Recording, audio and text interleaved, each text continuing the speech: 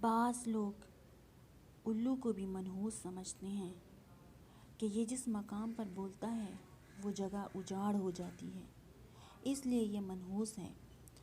حالانکہ ایسا بالکل بھی نہیں، نہ الو منحوس ہے، نہ اس کے بولنے سے کوئی جگہ اجاڑ ہوتی ہے۔ الو تو اللہ کو یاد کرتا ہے، تو کیا اللہ کی یاد کرنے سے نحوست آتی ہے؟ ہاں، ایسی بات ضرور ہے کہ الو ایسی جگہ تلاش کرتا ہے جہاں تنہائی ہو،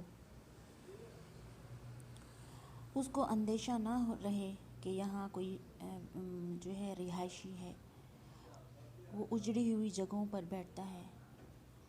تو اب اجڑی ہوئی جگہوں پر پہلے سے ہی بیٹھنا الو اس کے اجاڑ ہونے کا سبب نہیں، بس وہ ہمارے گناہوں کی وجہ سے اجاڑ ہوئی ہے، تو اجاڑنے والے ہم اور ہمارے گناہ ہوئے، نہ کہ الو۔